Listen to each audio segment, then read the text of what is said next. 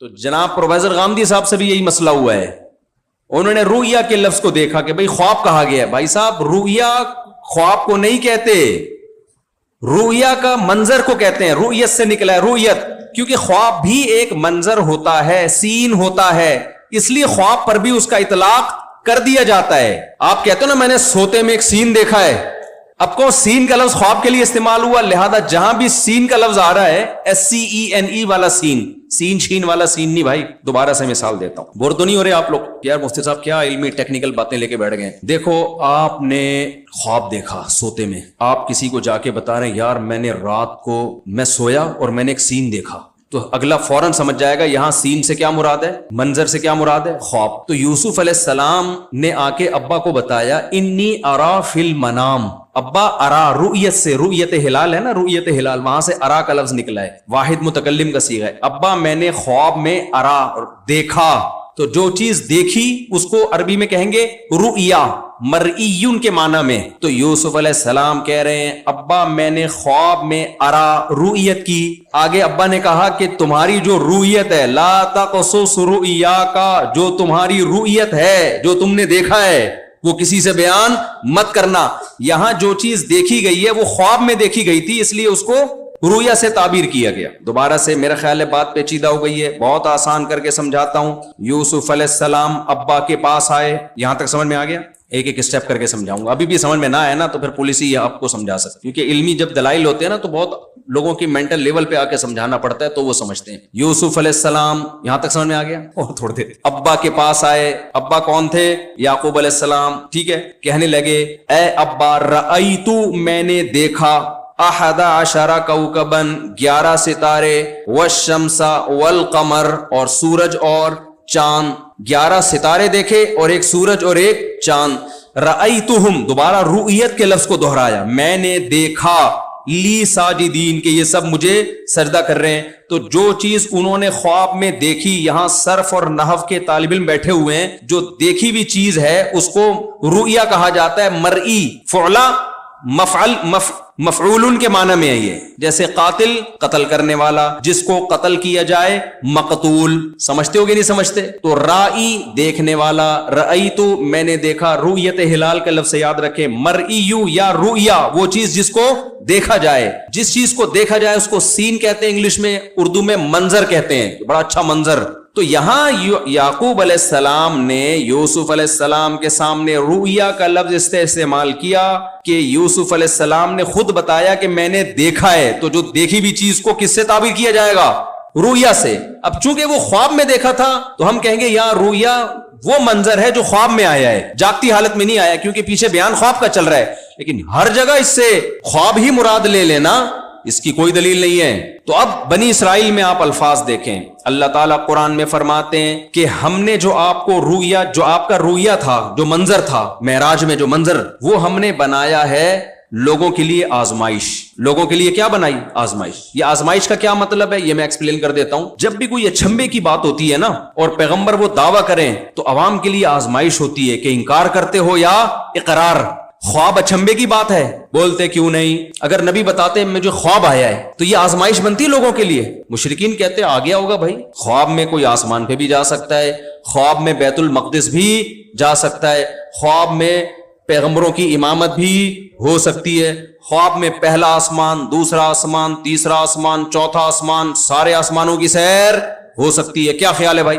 ابھی مجھے آج کسی نے میسج بھیجا کہ میں نے خواب میں عمرہ کیا ہے, تو اب میرا عمرے کا پروگرام بن رہا ہے اس خواب کی بیس پہ. میں نے کہا آپ کے پاس اگر ویسے عمرے کے پیسے ہیں, حالات ساتھ دے رہے ہیں تو آپ عمرہ کریں, خواب کی بیس پہ آپ عمرہ. وجہ اس کی یہ کہ میں نے بہت سے لوگوں کو خواب میں 4 شادیاں کرتے ہوئے, لوگوں نے مجھے بتایا کہ ہم نے اپنے آپ کو خواب میں 4 شادیاں کرتے ہوئے دیکھا ہے. اس بیس پہ انہوں نے صبح 4 کا نام لیا اور ہڈی پسلی 1 ہو گئی.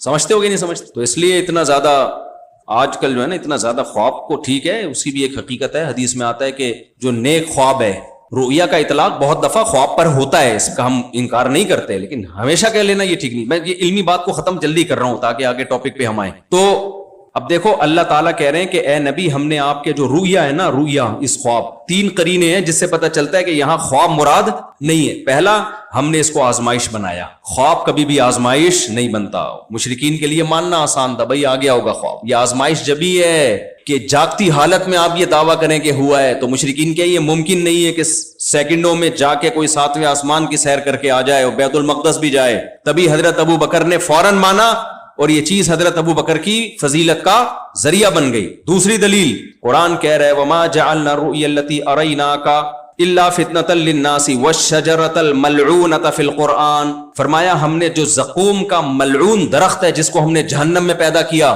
اس کو بھی ہم نے آزمائش بنائے لوگوں کے لیے۔ وجہ کیا تھی؟ جیسے مشرکین نے نبی کی معراج کا انکار کیا کہ یہ عقلی طور پر ممکن نہیں ہے، اسی طرح جب قرآن نے کہا کہ جہنم میں ایک درخت ہوگا انتہائی کڑوا، تو مشرکین نے کہا ایک طرف آپ کہتے ہو جہنم میں آگ ہے، تو درخت کبھی بھی آگ میں اگ نہیں سکتا، تو اللہ کہتے ہیں معراج بھی آزمائش اور زقوم کا درخت بھی آزمائش۔ تو وہ درخت خواب میں اگا ہوا ہے، یہ جہنم میں سچی مچی میں اگا ہوا ہے؟ اگر خواب میں اگا ہوا ہوتا نا وہ درخت، تو مشرکین کے لیے اس کو ماننا آسان تھا۔ خواب میں ایسا ہو سکتا ہے، خواب میں آگ اور پانی جمع ہو سکتے ہیں، تو جیسے وہ درخت سچی مچی میں اگا ہوا تھا، بھائی اگا ہوا ہے ابھی بھی جہنم میں، تو اللہ نے کہا میری قدرت ہے کہ جو خدا پانی میں درخت پیدا کر سکتا ہے، مٹی میں پیدا کر سکتا ہے، وہ آگ میں بھی پیدا کر سکتا ہے۔ یہ تو تمہاری آزمائش ہے کہ تم خدا کی قدرت کو مانتے ہو کہ نہیں مانتے۔ تو اللہ نے اس درخت کا تذکرہ اور معراج کا تذکرہ ایک ساتھ کیا، اس سے پتہ چلتا ہے نہ وہ خواب میں اور نہ یہ خواب میں۔ یہ 2 دلائل ہو گئے کہ نبی کی جو معراج تھی جسم کے ساتھ تھی۔ تیسری دلیل سب سے خاندانی، وہ دلیل کیا ہے؟ اس سورت کو اللہ نے شروع کیسے کیا؟ سبحان الذی اسری بعبدہ لیلا من المسجد الحرام الی المسجد الاقصی، ہر عیب سے پاک ہے وہ ذات۔ اللہ نے سبحان اللہ سے پہلے اپنی تعریف کی کہ جو اپنے بندے کو رات کے تھوڑے سے حصے میں مسجد حرام سے مسجد اقصی کی طرف لے گیا۔ اگر یہ خواب میں ہوتا نا تو اللہ اپنی تعریف میں خود اپنے لیے سبحان اللہ نہ کہتا۔ کسی کو خواب میں 4 شادیاں ہم کہتے ہیں سبحان اللہ، بھائی 8 بھی آ سکتی ہیں خواب میں۔ ہمارے ایک دوست تھے بیچارے، اوپر سے تھوڑے سے سیٹنگ آؤٹ ہو گئی ان کی نا، تو وہ آ کے کہنے لگے میں 11 شادیاں کروں گا۔ کہنے لگے نبی نے جب 11 کی ہیں تو پھر 4 کیوں 11؟ تو وہ اوپر سے کیا ہو گئی تھی؟ Setting out. تو جب سیٹنگ آؤٹ ہو تو 11 بھی ہوتی ہیں، جب آدمی سوتا ہے تو بھی اس کی سیٹنگ کیا ہو جاتی ہے؟ آؤٹ، تو اس کو 18 بھی آ سکتی ہیں خواب میں۔ کیا خیال ہے؟ اب کوئی کہے 18 شادیاں ہو گئی، آپ کو یار سبحان اللہ کی قدرت ہے یار تیری خواب میں 18، تعجب سے سبحان اللہ کہو تو ایک الگ بات ہے، یار تجھے خواب بھی کیسے کیسے آ رہے ہیں۔ لیکن یہ وہ والا سبحان اللہ نہیں ہے جو معراج میں اللہ نے اپنے لیے سبحان کا لفظ استعمال کیا۔ آپ یوں نہیں کہو گے یار اللہ کی قدرت یہاں ایک نہیں ہو رہی اور اللہ نے تیری 18 کرا دی ایک ہی ٹائم پہ، اللہ کی واقعی بڑا عظیم ہے۔ تو آپ جواب میں کہو گے بھائی اتنا متاثر ہونے کی ضرورت نہیں ہے، یہ خواب میں ہوا ہے، تو آپ فوراً اپنے الفاظ واپس لو۔ بولو گے اللہ کی تو تعریف بنتی ہے ہر موقع پہ، لیکن اس موقع پہ یہ تو خواب ہے بھائی، حقیقت تھوڑی ہے یہ۔ تو قرآن کہتا ہے سبحان الذی اسری بعبدہ لیلا، ہر عیب سے پاک ہے، کیونکہ فوراً اشکال ہوتا ہے بھائی ایک انسانی جسم سیکنڈوں میں اتنا سفر کیسے کر سکتا ہے؟ اللہ نے کہا واقعی نہیں کر سکتا، لیکن اللہ کرانا چاہے تو سب کچھ ہو سکتا ہے۔ 3 دلائل تو یہ ہو گئے۔ چوتھی دلیل ایک اور سن لو جو ابھی ابھی آئی ہے کھوپڑی شریف میں۔ اللہ کہتے ہیں سبحان الذی اسری بعبدہ لیلا، پاک ہے وہ ذات جو اپنے بندے کو لے گیا لیلن، رات کے تھوڑے سے حصے میں۔ تنوین تقلیل کے لیے یہاں پہ، خواب میں یہ بتانے کی کیا ضرورت ہے رات کے تھوڑے سے حصے میں خواب آیا؟ کبھی آپ صبح اٹھے آپ نے کہا کہ مجھے رات کے تھوڑے سے حصے میں خواب آیا ہے، کبھی کہا آپ نے؟ بولو گے بھائی رات کو خواب آیا ہے۔ اللہ اپنی قدرت اور لفظ سبحان جو اللہ نے استعمال کیا نا اس پہ مہر لگانے کے لیے کہ اتنا طاقتور اور اتنا عیب سے اور عاجزی سے پاک ہے کہ پوری رات بھی نہیں لگی، بلکہ رات بھی نہیں، آدھی بھی نہیں، پونی بھی نہیں، رات کا بہت ہی معمولی سا حصہ۔ تو اتنی قیدیں لگانے کی جبھی ضرورت ہے کہ اپنی طاقت اور قدرت کو بیان۔ دیکھیں اسباب کی دنیا میں تو پوری رات میں بھی ممکن نہیں ہے، لیکن جب کام اسباب سے ہٹ کے ہو رہا ہے تو سیکنڈ میں بھی ممکن ہے۔ اور ایک اور سب سے واضح دلیل جو چھٹی دلیل ہے، چھٹی ہے پانچویں ہے، پانچویں دلیل ہے وہ یہ کہ قرآن جب کہہ رہا ہے سبحان الذی اسری بعبدہ لیلا، اللہ اپنے بندے کو رات کو لے گیا مسجد حرام سے مسجد اقصی، تو اللہ کہہ رہا ہے میں لے گیا، تو آپ کو خواب میں لے گیا، تو یہ اللہ سے آگے نکلنے کی کوشش ہے یا نہیں ہے؟ دوبارہ سے میں آپ سے کہہ رہا ہوں آپ کا کہیں رشتہ پھنسا ہوا ہے، اب یہ والی مثال زیادہ اچھی سمجھ میں آتی ہے نا، لڑکی کے ابا سے سفارش کروانے کے لیے آپ میرے پاس آئے, ویسے آنا نہیں کبھی اس سلسلے میں, میں کبھی نہیں یہ کام کرتا. آپ نے کہا مفتی صاحب لڑکی کے ابا کے پاس آپ ایس ایچ او کو لے جائیں. ایس ایچ او صاحب جب جائیں گے, ان کا روب اور دبدبا ہے تو شاید میرے ابا متاثر ہوں کہ ان کے تو تعلقات کہاں کھائیں. میں کل آپ کے پاس آیا, میں نے کہا کمال ہے بھائی, آپ مجھے دعا دو گے. آپ کا مفتی صاحب کیسے؟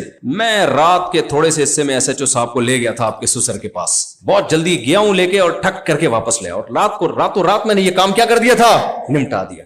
اور میں کہوں لاؤ مٹھائی لے کر آؤ, اور ولیمے میں مجھے بھی بلانا, اور دولہا کے ساتھ مجھے بھی بٹھانا, کیونکہ یہ ساری کاروائی کس کی ہے, میری.